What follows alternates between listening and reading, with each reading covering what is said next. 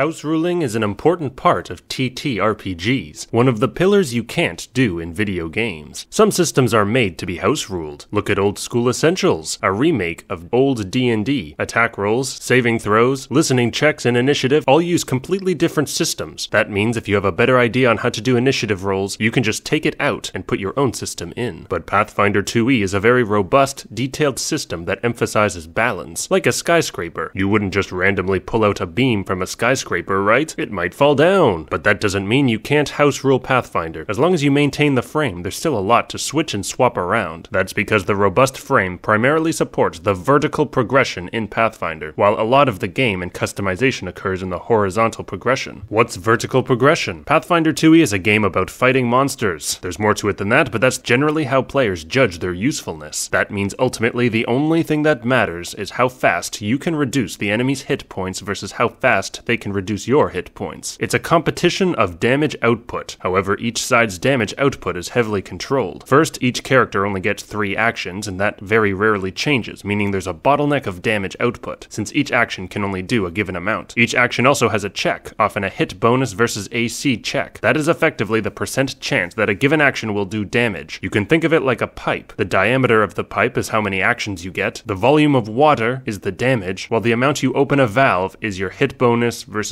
AC percent chance, the primary dial you have to control that valve. So your hit bonus and the enemy's AC controls your party's damage output. Let's say you're an average level 1 character with a +7 to hit. Your +7 is made up of a +4 key attribute, a +2 trained proficiency, and a +1 from your level. If you fight a monster with a 17 AC, your chance to hit at all will be 55%, and your chance to crit will be 5%. But now you leveled up. You progressed vertically along the only axis that matters. Now you have a +8 to hit. If you were still fighting that goblin with an AC of 17, you would have a 60% chance to hit and a 10% chance to crit. But you're not. You leveled up. Now you're fighting more powerful enemies with an AC of 18. So your chance to hit and chance to crit stays basically the same. This happens continuously as you level up. You get stronger, but so do the enemies. So the actual percent chance which controls damage output stays relatively the same. In theory, this is why your proficiency is so important. If your proficiency goes from trained to expert, you get an extra +2 over the enemies at your level. However, this is only true for some classes like fighters. Otherwise, the enemy's proficiency also usually goes up at the same rate as yours. In fact, it goes even further. As you adventure, you gain magic items and runes, which might give you a +1 to your weapons. However, the system expects you to have a certain number of magic items by a specific level, and the enemies, again, will get correspondingly stronger at that level. Again, the actual hit chance stays the same. This is the robust core of Pathfinder 2e. That's why certain aspects of the game are heavily discouraged from altering. Certain variables, like the number of actions you get or how many actions things cost, the multiple attack penalty, and the weapon balance are generally fixed throughout the game and keep the damage output bottlenecked and easily controlled. Other variables, like your level, key attribute, proficiencies, runes, damage, and the rank of your spells, change throughout the game, but at a very controlled rate. So can you house rule any of these variables? Well, it's not recommended, but it is possible. The important part is understanding how things work together. Let's say you have an attack bonus of +7 and the enemy has an AC of 17. The chance to hit and crit will be 55 and 5% respectively. If your attack bonus goes to +8, then the chance to hit and the chance to crit will go up by 5%. You could also consider that to be a total of 10% chance to do 100% more damage. In other words, every +1 to attack is about equal to 10% more damage. Removing a multiple attack penalty or a -5 penalty, that's 50% more damage. Making an opponent off guard, they take 20% more damage. Taking away an action or adding an action could be equal to losing or adding up to 150% damage, depending on what you were planning to do that turn. For comparison, increasing a weapon die a size is usually about 1 extra damage, and adding another weapon die is usually about 50% extra. As an example, let's imagine a house rule that makes it so you can do an extra stride without using an action if you didn't use up all your move speed from a previous action, also known as breaking up your movement. A common strategy in Pathfinder is to stride up to an enemy, strike, and then stride away again for defensive purposes. If you could break up your movement, you're basically giving yourself an extra action. You could move up to the opponent, attack twice, and then stride away. In other words, that house rule would give melee characters, but only melee characters, 50% more damage, while ranged characters would be sad. It's generally safer to utilize horizontal progression, which doesn't make characters explicitly more powerful, but gives them more options. Let's say you were a fighter with the Vicious Strike class feat, and were given a magic item that somehow gave you the equivalent of the Gouging Claw cantrip. Giving a fighter a magic spell seems overpowered, but Vicious Strike lets you strike for 2d12 damage damage plus 4 with a greatsword. Gouging Claw, even with the same attack bonus, only does 2d6 plus 2. So in most cases there would be no reason to ever use Gouging Claw. More options, but you didn't change the balance of the core loop. Most heritage benefits, general feats, and ancestry feats utilize horizontal progression. For example, increasing move speed slightly, gaining access to another ancestry's feats, gaining cantrips, becoming trained in a skill, not expert, just trained, shield block, a minor bonus to initiative, changing damage type, or learning new languages. It's not to say that it doesn't make you more powerful, but it's a lot more situational than explicit vertical progression. House rules like removing general feats so you have to earn them in-universe, giving all characters a magic device that gives them the message cantrip, giving all characters the assurance feat, or giving all characters the vampire archetype are fun and a-okay. But a house rule like making trip, not use the multiple attack penalty, making interact, not cast an action, or giving all characters a +1 in their key attribute are not recommended. Giving a +2 bonus when attacking from above is pretty situational enough that it's probably okay. Look at the official variant rules as an example. If you don't like adding level to every d20 roll, that's okay, but you need to do it with the enemies as well, like the proficiency without level rule. If you don't like fundamental rules, you don't have to give them to your players, but make sure you make up for it with an automatic bonus progression. Likewise, Ancestry Paragon, Simplified Ancestries, Free Archetype, and Simplified Skill Feats are a good example of variant rules that utilize horizontal progression. With these principles in mind, there's a lot of Pathfinder 2e you can house rule if you want. You could replace level with proficiency without level and fundamental runes with automatic bonus progression. You could make all d20 rolls done by the players by converting players' AC and spell DC into a bonus by subtracting 11. You could get rid of damage dice by replacing them all with the average damage. You could get rid of all non-class feats and award them as prizes in-game. You could mandate your players need to shout the attack or spell name every time their character uses it. With this many house rules, why even play Pathfinder 2e? Well, maybe I want to be a psychic leshy with an elven inventor wizard friend.